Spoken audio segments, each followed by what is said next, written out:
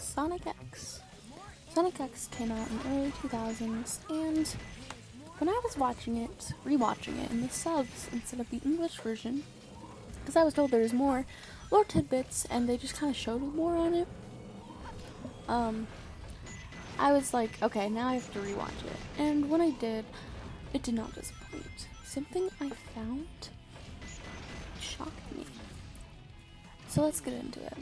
So while I was watching the episode where I'll put the info, but it was where Eggman broke in to find Project Shadow.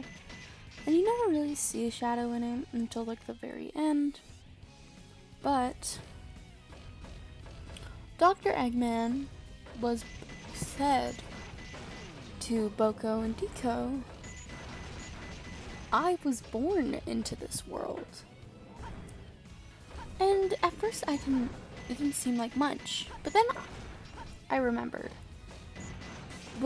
So basically, one of the major conflicts that kind of wrapped up the show, at least for the 2 seasons, and then the Meta-X came after that, was the fact that the 2 worlds were once one in parallel universes. I'm not sure how it really works, but basically they were once one, and since Sonic and all of them came from that world, and then they came to Earth, it was causing them to recollide, and if they recollided, since they were separate universes, it would cause a time paradox where it would be like the time was like frozen.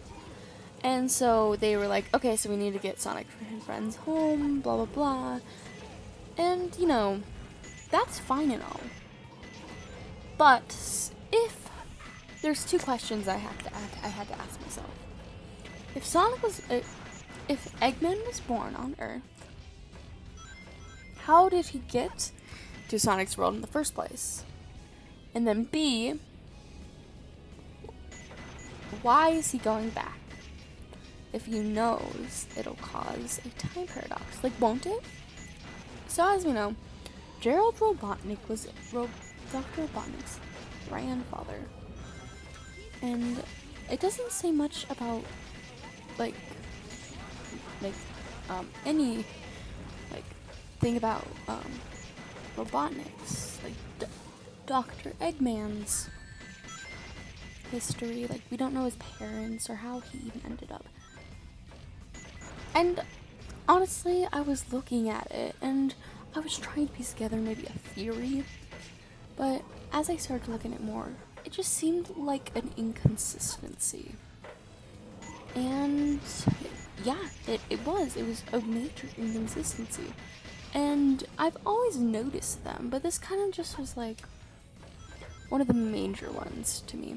It's a kid's show, and one of the things that they don't really focus on much is the consistency of lore, because little kids are watching it, they're not going to look into the little details like someone like me who analyzes every single frame would. So, I would like to talk about the inconsistencies in the Sonic franchise. Back to the first one, it was simply that, an inconsistency, and honestly, I don't think it will affect anything that they're going to come out with in the future, or anything that happened in the show. Although the ending of Season 3 was super unsatisfying, especially with the foreshadowing that happened but never went anywhere. But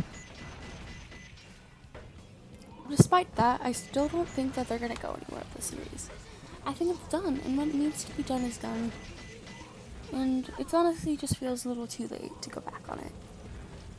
It had so many too many rough edges, and it was really a good show for its time, but I feel like it's not aging very well. Again, that's just my personal opinion. It's not the worst at all. Like, don't take me wrong, I love it. And it's really, really nice. Anyways, continuing. There are so many inconsistencies in the Sonic franchise. Minor or not, it all makes the lore really fuzzy. So, let's get into it. One of the main ones that just came to my head and that I want to point out is when Jiro Robotnik made Shadow. Now, this is just in the games, but we can assume that Shadow was modeled after Sonic. And you might be like, what does that mean? Like, how can that be if Shadow is older than Sonic? And here's how it is. So Gerald Robotnik went to wherever Sonic World takes place, and in Sonic and Knuckles, there was like murals that foreshadowed the events. Now we can assume because that those took place before the things that Gerald Robotnik went when it was confirmed that he toured around there to like see and get inspiration about the ultimate life form. He found that and kind of modeled Shadow after it, which is fine, but it kind of makes it weird because that means some kind of possible prophet or some prophecy was made or something that foreshadowed what happened in Sonic 3 Knuckles happened. But then again, you can turn that around, and that's not even canon at a point because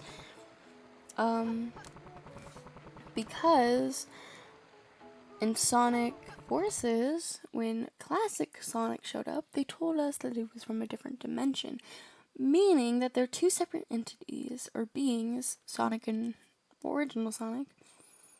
So it all doesn't make sense.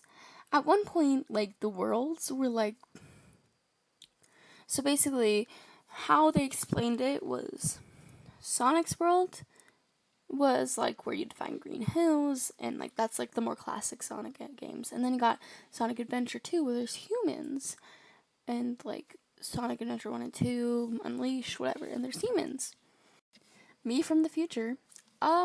Basically what I was trying to say is that Sonic has two separate worlds. At least that was canon at one point. So basically he went from the classic era world, as was kind of like where his main world is, and then he would go, and then you have the adventure worlds, and like where like there's humans and stuff. And basically there were two separate worlds, and he could travel whenever he wanted, like to either one, and that's why they were separate. Obviously it was late when I recorded this, so I don't know what I was thinking. But yeah, thought I'd come in, clarify. Bye. Now, then they went and they said that that's not canon, it's on the same world. And now it's kind of just like, it's really confusing. The lore is not good. Now, there is the encyclopedia, but I'm not even sure if I can count that. I don't know how to feel about it because it says what it says, but there is some like small details that they left out that is driving me insane. I do not have it, but I will have it soon enough. It's something I'm planning on getting. It's really important to me that I know what's official. But things like, there was a point where Maria wasn't even canon, but then like they went out and made Sonic Team Racing, which that I'm not even sure if that's canon because that's like a whole different thing, like a genre. And Blaze is in it. Blaze is dead, so why is she here? Also, the dude that hosted that thing can travel between time and space, and and they question it, but we never find out why. There's so many things in this franchise that need answers, and I'm gonna be honest, there's so many things we're never gonna get answers to. And it's driving me insane. I'm losing my mind. Slowly but surely. And I guess could possibly just be one of those franchises that is too big for itself. I love the Sonic franchise with a huge part of myself.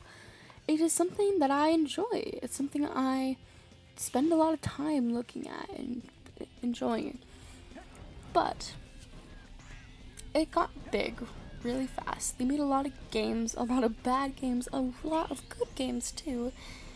But what I think they're struggling to do is look at the big picture and then make the games. They make the games and then they look at the big picture and like, oh, we're screwed. Okay, anyways, that is kind of